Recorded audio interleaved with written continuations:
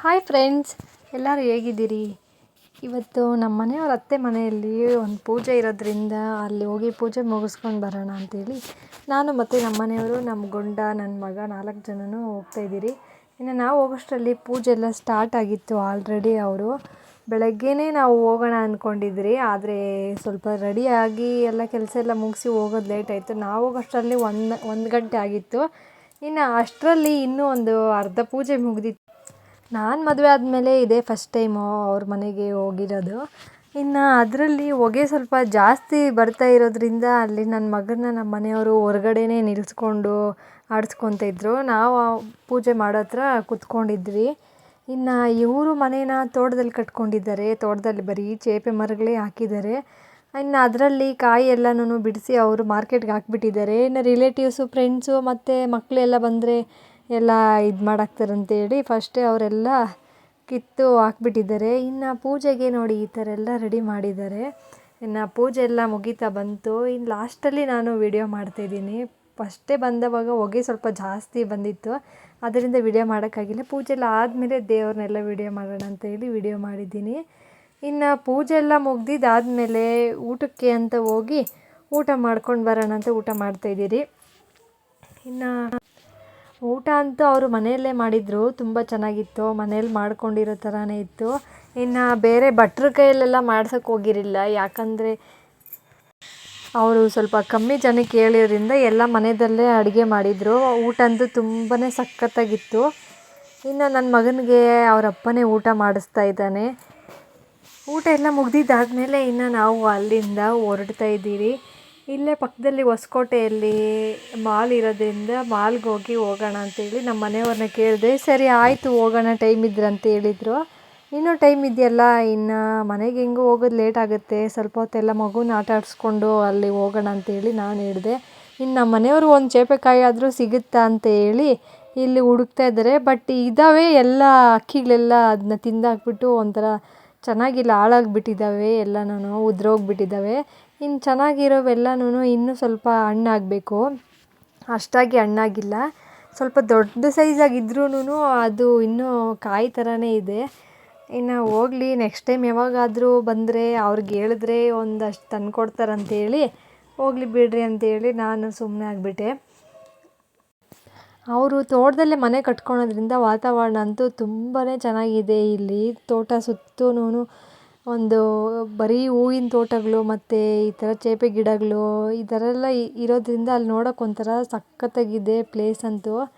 ಇನ್ನು ಅಲ್ಲಿಂದ ನಾವು ಹೊರಟು ಸೀದಾ ಮಾಲ್ಗೆ ಎಂಟ್ರಾದ್ವಿ. ಇನ್ನು ಇಲ್ಲಿ ನನ್ನ ಮಗನಿಗೆ ಈ ಎಕ್ಸ್ಲೇಟ್ರಲ್ಲಿ ಹೋಗೋದಂದರೆ ತುಂಬಾ ಖುಷಿ. ಒಂದು ಸತಿ ಕರ್ಕೊಂಡೋದ್ರೆ ಮತ್ತೆ ಅವನು ಹೊರಗಡೆ ಹೋಗೋಕೆ ಇಷ್ಟನೇ ಪಡಲ್ಲ, ಅಲ್ಲೇ ಆಟ ಆಡ್ಕೊಂಡು ಇದ್ದೋಗ್ಬಿಡೋಣ ಅನಿಸುತ್ತೆ ಅವನಿಗೆ. ಯಾವಾಗಲೂ ಅಷ್ಟೇ, ಮಾಲ್ಗೆ ಕರ್ಕೊಂಡೋದ್ರಂತೂ ಮತ್ತೆ ಅವನ ಹೊರಗಡೆ ಕರ್ಕೊಂಡು ಹೋಗೋದು ತುಂಬಾ ಕಷ್ಟ. ಇನ್ನು ಇಲ್ಲಿ ಎಂಟ್ರೆನ್ಸಲ್ಲಿ ಬಂದಿದ್ದ ತಕ್ಷಣ ಕಾರ್ ಕಾಣಿಸ್ತು. ಅವನು ನಮ್ಮ ಮನೇಲಿರೋ ಕಾರ್ ಅಂತ ಹೇಳಿ ಪಟ್ಟಂತ ಓಡೋಕ್ಕೆ ಕಾರ್ ಹತ್ರ ನಿಂತ್ಕೊಂಡ್ಬಿಟ್ಟಿದ್ದಾನೆ. ಇನ್ನು ಸುಮ್ಮನೆ ಇದಕ್ಕೊಂದು ಅಮೌಂಟ್ ವೇಸ್ಟ್ ಅಷ್ಟೇ, ಅವ್ರು ಹಾಕ್ಸೋದು ಒಂದು ರೌಂಡ್ ಅಷ್ಟೇ. ಅಲ್ಲಿ ಆಲ್ರೆಡಿ ಒಂದು 2-3 ಸತಿ ಅವನ ಹತ್ರ ಆಡಿಸಿದ್ದೀರಿ. ಇನ್ನು ಮನೆಯದಲ್ಲೇ ಇದೆಯಲ್ಲ, ಯಾವಾಗಾದರೂ ಬೋರ್ ಆದವಾಗ ಸ್ವಲ್ಪ ಹೊರಗಡೆ ಎತ್ಕೊಂಡೋಗಿ ಆಡಿಸ್ಕೊಳ್ಳೋಣ ಅದರಲ್ಲಿ ಅಂತೇಳಿ ಈ ಸರಿ ಅವನ್ನ ಟ್ರೈನಲ್ಲಿ ಕೂರಿಸೋಣ ಅಂತೇಳಿ ನಾನು ನಮ್ಮ ಮನೆಯವ್ರನ್ನ ರಿಕ್ವೆಸ್ಟ್ ಮಾಡಿದೆ. 150 ರುಪೀಸ್ ಒಬ್ಬರಿಗೆ, ಚಿಕ್ಕ ಮಕ್ಳಿಗೂ ಅಷ್ಟೇ, ದೊಡ್ಡವ್ರಿಗೂ ಅಷ್ಟೇ. ಇನ್ನು ನಾನೇನು ಕುತ್ಕೊಬೇಕು ಅಂತ ಎಕ್ಸ್ಪೆಕ್ಟ್ ಮಾಡಿರಲಿಲ್ಲ. ಬಟ್ ಏನಂದರೆ ನನ್ನ ಮಗ ಸ್ವಲ್ಪ ತರಲೆ ಜಾಸ್ತಿ. ಇನ್ನು ಬೇಕಾದರೆ ಅದರಿಂದ ಜಂಪ್ ಮಾಡಿದ್ರು ಮಾಡಿಬಿಡ್ತಾನೆ, ಡೋರ್ ತೆಗೆದುಕೊಂಡು ಅಂತ ಹೇಳ್ಬಿಟ್ಟು ಅವನ ಜೊತೆ ಕುತ್ಕೊಂಡು ನಾನು ರೌಂಡ್ ಹಾಕ್ಸ್ತೀನಿ ಅಂತೇಳಿ ನಾನು ಅದ್ರ ಜೊತೆದಲ್ಲೇ ಕುತ್ಕೊಂಡು ಹೋಗ್ತಾಯಿದ್ದೀನಿ. ಬಟ್ ಏನಂದರೆ ನಾನು ಬೋಗಿ ಒಳಗಡೆ ಕುತ್ಕೊಂಡಿದ್ರೆ ಅವನು ನೀನು ನೆಕ್ಸ್ಟ್ ಬೋಗಿಯಲ್ಲಿ ಹೋಗು ಅಂತೇಳಿ ನನಗೆ ಹೇಳ್ತಾನೆ. ಅವನಂತೂ ಈ ನಡುವೆ ತುಂಬಾ ತರಲೆ ಆಗಿಬಿಟ್ಟಿದ್ದಾನೆ. ಏನು ಹೇಳಿದ ಮಾತು ಕೇಳಲ್ಲ ಅವನು. ಎಲ್ಲಿ ಏನು ಎಡವಟ್ಟು ಮಾಡಿಬಿಡ್ತಾನೋ ಅನ್ನೋದು ಭಯ. ಹೊರಗಡೆ ಎಲ್ಲಾದರೂ ಕರ್ಕೊಂಡೋದ್ರೆ ನಾವು ಹೇಳೋ ಮಾತು ಅವ್ನು ಕೇಳೋದೇ ಇಲ್ಲ. ಇನ್ನು ಸುಮ್ಮನೆ ಹೊಡೆದ್ರೆ ಅದೊಂದು ಹತ್ಕೊಂಡು ಸುಮ್ಮನೆ ಇರ್ತಾನೆ ಅಂತೇಳಿ ಬೇಜಾರಿಗೆ ಏನು ಇದು ಮಾಡೋಕ್ಕೆ ಹೋಗಲ್ಲ. ಇನ್ನು ನಮ್ಮ ಬೋಗಿ ಮುಂದ್ಗಡೆ ಫಸ್ಟ್ ಬೋಗಿಯಲ್ಲಿ ಒಂದು ಚಿಕ್ಕ ಪಾಪನ ಕುಳ್ಸಿದ್ದಾರೆ. ಆ ಮಗು ಅಂತೂ ಕುಳ್ಸ್ದವಾಗಿಂದ ಮತ್ತೆ ಟ್ರೈನ್ ಬಂದು 3 ರೌಂಡ್ ಹಾಕಿ ಇಳಿಸೋವರೆಗೂ ಆ ಮಗು ಅಂತೂ ಪಾಪ ಒಂಚೂರು ಅಲ್ಲಾಡಿಲ್ಲ, ಕದಲಿಲ್ಲ, ಏನಿಲ್ಲ. ನನ್ನ ಮಗನಂತೂ ನಾನು ಹಿಡಿಯೋಕ್ಕೆ ಆಗ್ತಾಯಿಲ್ಲ. ನನಗೆ ಚೆನ್ನಾಗಿ ಗೊತ್ತಿತ್ತು ಇವನು ಈ ಥರ ಏನಾದರೂ ಒಂದು ತಲರಟೆ ಮಾಡ್ತಾನಂತೇಳಿ.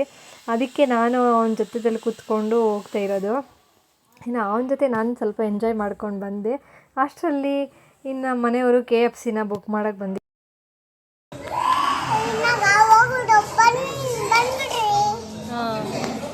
ಟ್ರೈನಾಗ ಹೋಗಿದ್ದ ಯಾರ್ಯಾರು?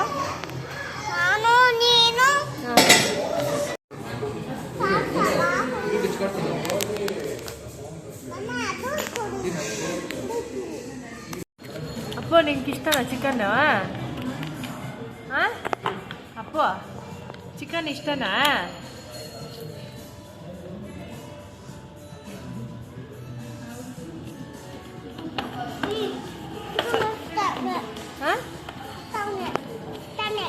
ಚೆನ್ನಾಗೈತಾ? ಹೆಂಗೈತೆ? ಇನ್ನು ನಮ್ಮ ಮನೆಯವರು ಮತ್ತು ನಮ್ಮ ಊರ್ಲಿಂಟು ಸ್ನ್ಯಾಪ್ ಪ್ಯಾಚ್ ಏನಾದರೂ ತಿಂಡಿ ತರಿಸಿದಾರಂದರೆ ಅದನ್ನು ಫಸ್ಟು ಸ್ನ್ಯಾಪ್ಗೆ ಆಗೋವರೆಗೂ ಅವ್ರು ತಿನ್ನೋದು ಕೂಡ ಇಲ್ಲ ಅದನ್ನು. ಇನ್ನು ಇವತ್ತು ನನ್ನ ಮಗ KFCನ ತಿಂತಾಯಿದ್ದಾನೆ. ಯಾವಾಗಲೂ ತಿನ್ನಲ್ಲ ಅವನು, ವೇಸ್ಟ್ ಮಾಡಿ ಬಿಸಾಡ್ತಾ ಇದ್ನು. ಇವತ್ತು ಇಷ್ಟಪಟ್ಟು ತಿಂತಾಯಿದ್ದಾನೆ. KFC ಚಿಕನ್ನ ನಾನೊಂದು 2 ಟೈಮ್ಸ್ ಮನೆಯಲ್ಲಿ ಟ್ರೈ ಮಾಡಿದೆ, ಮಾಡೋಣ ರೆಸಿಪಿ ಚೆನ್ನಾಗಿರುತ್ತೆ ಅಂತೇಳಿ ಯೂಟ್ಯೂಬಲ್ಲೆಲ್ಲ ಸರ್ಚ್ ಮಾಡಿ ಮಾಡಿದೆ. ಬಟ್ ಅಲ್ಲಿ ನಾವು ತಗೊಂಡು ತಿನ್ನೋಷ್ಟು ಟೇಸ್ಟ್ ಅಂತೂ ಮನೇಲಿ ಬರಲ್ಲ. ಒಂದೊಂದು ಡಿಫ್ರೆಂಟ್ ಟೇಸ್ಟ್ ಬರುತ್ತೆ ಅಲ್ಲಿ. ಇನ್ನು ನನ್ನ ಮಗನಿಗಂತೂ ಕೋಕ್ ಒಂದು 2 ಲೀಟ್ರ್ ಇಟ್ಬಿಟ್ರೂ ಸರಿ, ನಂತರ ಫುಲ್ಲು ಕುಡ್ದಾಕ್ಬಿಡ್ತೇನೆ. ಈ ಸಾಸ್ ಅಂತೂ ತುಂಬಾ ಖಾರ ಇದೆ. ಬಟ್ ಏನಂದರೆ ಅವ್ನಿಗೆ ಆ ಸಾಸ್ ಬೇಕು ಅಂತ ಹಠ ಮಾಡಿ ಆ ಸಾಸ್ ಹಾಕ್ಸ್ಕೊಂಡು ತಿಂತಾಯಿದ್ದಾನೆ. ಟೊಮಾಟೊ ಸಾಸ್ ಕೊಟ್ಟಿದ್ರು ಅವನು ಅದನ್ನು ತಿಂತಾ ಇಲ್ಲ. ಸಪ್ರೇಟಾಗಿ ಕೊಟ್ಟಿದ್ದ ಚಿಲ್ಲಿ ಸಾಸ್ನೇ ಹಾಕ್ಕೊಂಡು ತಿಂತಾಯಿದ್ದಾನೆ. ನಾವು ಎಷ್ಟು ಥರ ಮಕ್ಕಳಿಗೆ ಕನ್ವಿನ್ಸ್ ಮಾಡಿದ್ರೂ ಆ ಮಕ್ಕಳು ನಮ್ಮ ಮಾತು ಕೇಳಲ್ಲ. ಅವ್ರಿಗೇನು ಬೇಕು ಅನಿಸುತ್ತೆ ಅದೇ ಮಾಡ್ತಾರೆ. ಬಟ್ ಏನಂದರೆ ನಮಗೆ ಸ್ವಲ್ಪ ಕಷ್ಟ ಆಗುತ್ತೆ ಅಷ್ಟೇ ಅವ್ರನ್ನ ಆ ಥರ ಕ್ಯಾರಿ ಮಾಡೋದು. ಯಾಕಂದರೆ ಹೊರಗಡೆ ಹೋಗಿದ್ದ ಕಡೆ ಎಲ್ಲ ಮನೆಯಲ್ಲಿ ಇದ್ದಂಗೆ ಇರಲ್ಲ.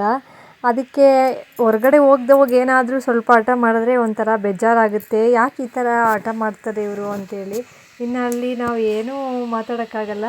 ನೋಡಿ, ಒಂದು ಗ್ಲಾಸ್ ಫುಲ್ಲು ಅವ್ನಿಗೆ ಕೊಡಿಸಿರೋ ಗ್ಲಾಸ್ ಫುಲ್ಲು ಅವನೇ ಖಾಲಿ ಮಾಡಿದ್ದಾನೆ ಕೋಕ್ನೆಲ್ಲ ಕುಡಿದ್ಬಿಟ್ಟು.